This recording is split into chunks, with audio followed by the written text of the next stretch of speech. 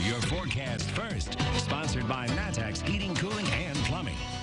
It still is very mild on this Wednesday evening with temperatures still in the 70s in many spots. 72 degrees in Champaign, 71 in Decatur, 74 in Lincoln, 71 in Jacksonville and Springfield, and we've got 75 still in Paris. But we've got on our Gibson Area Hospital Health Services weather camera up on our roof in Doggina, some upper level clouds coming in here as it still remains very windy with gusts out of the southwest still up to 30 miles per hour in some spots. So clouds on the increase this evening. We will see actually some rain showers overnight tonight, and then a lot of rain force expected for the rest of the week. WCIA 3 News starts right now. Now on WCIA 3 News. The body of a man was found here in Kaufman Lake. What happened when family showed up this afternoon? It's what we wanted to know. It is what we asked for. The number of COVID-19 cases spiked in one central Illinois county. Why that was actually part of the plan. There won't be people allowed in the bed of trucks or sitting outside next to the vehicles. For some, there's not a better way to watch a movie. But will the coronavirus keep the harvest moon dark? You're watching your local news leader. This is WCIA 3 News at 6. An emotional and chaotic scene next to a Champaign lake after a family discovered their loved one was the victim pulled from the water. Good evening, I'm Jennifer Roscoe. The coroner is now confirming that 23-year-old Jeremy Wallace was found this morning. He had been reporting missing for weeks. It happened at Kaufman Lake off of West Springfield Avenue. WCIA 3's Jamie Mays is there now. And Jamie, the family came out to the lake this afternoon. That's when police had to be called back out there. Right, there was definitely a lot of tension, and you could understand why. The family that had been searching for Wallace for weeks just found out that their family member was the one who was found in this lake. As we were getting ready to speak with them, a fight broke out. Police were called to break it up. The family had to be escorted off the property. Police have confirmed, and the coroner has confirmed, that the body that was found is that of Jeremy Wallace. Police say they got a call around 10:30 in the morning for reports of a body partially submerged in the water. When they got to the scene, they found a man's body around 15 feet from the shore. People who were out here as it happened say they were told to leave the area. About the time we got over there, another policeman came and told us they're shutting the whole park down, so everybody had to leave. And there's also 2 big fire trucks and a rescue truck. Wallace was last seen just a few blocks away from where we are now at Kaufman Lake. They are not releasing they are releasing the names. We know that now it is Jeremy Wallace. And we don't have any more details about the cause of this death. An autopsy is scheduled for tomorrow. Live in Champaign, Jamie Mays, WCIA 3, your local news leader. Jamie, thank you so much. A woman is dead after her car crashed this morning. It happened south of Dewey near County Road 2850 North and 900 East. The Champaign County coroner says 51-year-old Shelley Hansons of Thomasboro died. Authorities were called to the scene after a report of a car in the ravine of a bridge under construction. Traffic was held up this morning after a 2-vehicle accident in Champaign. Happened around 9 a.m. at the intersection of Neal and University. No word if anyone was hurt. Both SUVs had to be towed. It took an hour for the intersection to be cleared. 2 people had to be rescued this morning from a house fire in Champaign. It happened on Alabama Avenue just south of Bloomington Road. Firefighters say smoke was coming from the home when they got there. They were able to get the 2 people out. One went to the hospital, the other refused treatment. The fire started in the kitchen. No word on a damage estimate. New details now about a former U of I police officer. He's now been arrested on sex charges. State police say Gerald Sandage is charged with 5 counts of criminal sexual assault, criminal sexual abuse, and 2 counts of intimidation. He was put on leave in 2018 after being accused of sexual assault.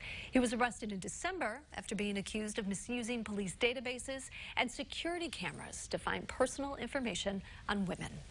First responders in 2 central Illinois counties could be called to COVID-infected homes without knowing it. That's because of a decision made by the DeWitt-Piatt Bi-County Public Health Department. They're withholding that information because of patient privacy. However, the Illinois Attorney General did tell counties they can, in an emergency, share it with first responders, but it's not mandatory. Public health departments can make that decision for themselves. The number of confirmed cases of coronavirus in Macon County shot up today. Earlier this week, the state sent 300 tests to Fairhaven's Senior Living Indicator. The first round of results came back today. WCIA 3's Cole Henke has more. Macon County just posted its highest single-day total of confirmed coronavirus cases in the county and at Fairhaven's Senior Living. Overnight, 33 cases were confirmed at the facility and a total of 38 total throughout the county. This comes after the Illinois Department of Public Health tested its first round of residents and staff at Fairhaven's. The state gave the facility 300 tests, and they'll be used in batches. 10 people have died at Fairhaven's, and officials want to know how widespread the virus is in that location. We knew when we made the request for testing for the Fairhaven's facility, our numbers were going to spike. They're spiking today. We're probably going to spike tomorrow and maybe even the next day. The county's Joint Crisis Communication Team has made it clear that the number of cases in the county is likely much higher than what is being reported, but the lack of tests has kept the number low. It's in our community. Fortunately, we don't have a lot of people who are deathly ill right now. We do have some. We've got people who've tested positive. But probably the most important thing and why testing is so critical is knowledge is power. It lets us know where we stand and how to deal with it. Reporting in Decatur, I'm Cole Henke, WCIA 3, your local news leader. Now, there are 96 confirmed cases in Macon County. 11 have died from the virus. 10 of those deaths were residents at Fairhaven's. Another person in Champaign County has died from the virus. It was a man in his 90s who had health issues. That's now 5 deaths there. Champaign County also has 2 more cases in the last 24 hours for a total of 98. 79 of those people have recovered. There are more than 2,000 new cases of the virus in Illinois. That's about 35,000 total in 96 counties. 98 more people died from the disease in the last 24 hours. There are now 1,565 deaths total. This is a follow-up for you. Hospitals around the country are testing a new treatment for COVID patients. It's called convalescent plasma transfusion. Basically, anyone who has recovered from the virus has antibodies in their plasma. Those antibodies could help someone else fighting the disease. One COVID patient at Carl is getting that treatment right now. It's not a cure, but it could alleviate symptoms and keep patients from needing ventilators.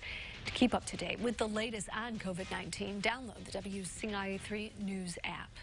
While many are working from home, construction crews can't, and they are counting on you to look out for them. This week is National Work Zone Safety Awareness Week. People are wearing orange today to show support for these essential workers. Even with fewer drivers out, IDOT says lots of people have still been speeding.